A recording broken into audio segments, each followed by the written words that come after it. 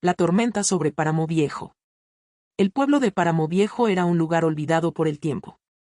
A las afueras de la ciudad, rodeado de colinas y llanuras vacías, sus calles polvorientas y casas envejecidas daban la sensación de que la vida misma había decidido pasar de largo. La gente vivía en su propia rutina, simple y predecible, siempre con la sensación de que algo, aunque indefinido, faltaba. Una noche de otoño, cuando el viento soplaba con una intensidad inusual, el cielo se oscureció de repente. Las nubes se juntaron como una masa negra y retorcida que parecía no tener fin. La tormenta eléctrica que se avecinaba no era como las otras. Aquellos que miraban al cielo desde sus ventanas sabían que algo estaba mal, aunque no pudieran ponerlo en palabras. El aire se sentía más pesado, casi opresivo, y la electricidad estática crepitaba en el ambiente, erizando el vello de la piel de cualquiera que se aventurara afuera. Para las 10 de la noche, el primer relámpago rasgó el cielo como una grieta en la misma realidad, iluminando el pueblo con un destello cegador. El trueno que le siguió no fue solo un rugido, fue un estruendo que hizo vibrar la tierra bajo los pies de los aldeanos. En ese momento, la luz en las casas se apagó, dejando a todos sumidos en la oscuridad. Marcos, el electricista del pueblo, fue uno de los primeros en salir a investigar. Mientras caminaba por las calles desiertas, algo le incomodaba profundamente. El viento no era normal, el aire no era el mismo. Una vez fuera de su casa, se dio cuenta de que el silencio en Páramo Viejo era antinatural. No se oía el murmullo de los árboles, ni el ulular del viento entre las casas, solo el chasquido lejano de la tormenta. Todo estaba demasiado quieto. A medida que avanzaba por el pueblo, con una linterna en mano, Marcos notó que no estaba solo. Varios vecinos también habían salido, desconcertados por la magnitud de la tormenta.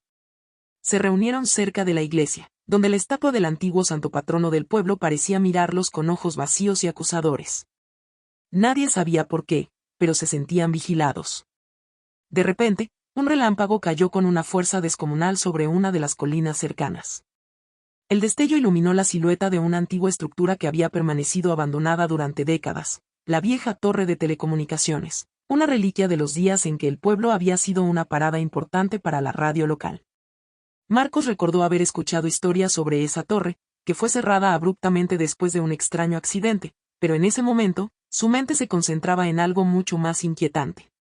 Con cada rayo que caía, las sombras en el pueblo parecían moverse, estirándose, y lo que había comenzado como figuras imprecisas, pronto tomó forma.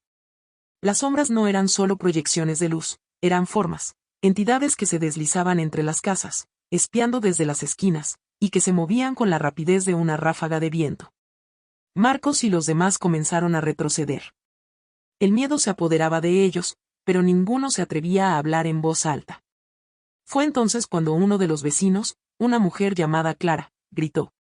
En la calle frente a ellos, una figura humanoide se levantó, hecha de pura sombra, sus ojos brillando con un fulgor anaranjado. El aire a su alrededor crepitaba con electricidad, como si la tormenta misma le diera vida. La figura avanzó, y donde sus pies tocaban la tierra, el suelo se ennegrecía y moría. Los aldeanos se dispersaron, corriendo en todas direcciones. Marcos, con el corazón en la garganta, corrió hacia su camioneta, pero antes de que pudiera llegar, otro relámpago cayó cerca, cegándolo momentáneamente. Cuando recuperó la vista, vio algo que lo dejó paralizado. Las sombras, ahora claramente definidas, estaban rodeando a los pocos vecinos que quedaban en las calles. Los gritos llenaron el aire mientras las figuras de oscuridad los envolvían, arrastrándolos hacia la tierra, como si el suelo mismo estuviera hambriento de sus cuerpos. Marcos logró llegar a su casa, cerrando puertas y ventanas, pero sabía que no estaba a salvo. Desde su ventana, vio cómo las sombras se movían lentamente por el pueblo, engullendo todo a su paso. Las luces del relámpago revelaban las figuras que danzaban en el aire, cada vez más cerca. La electricidad estática aumentaba, zumbando en sus oídos, haciéndolo sentir como si su propio cuerpo pudiera estallar en cualquier momento.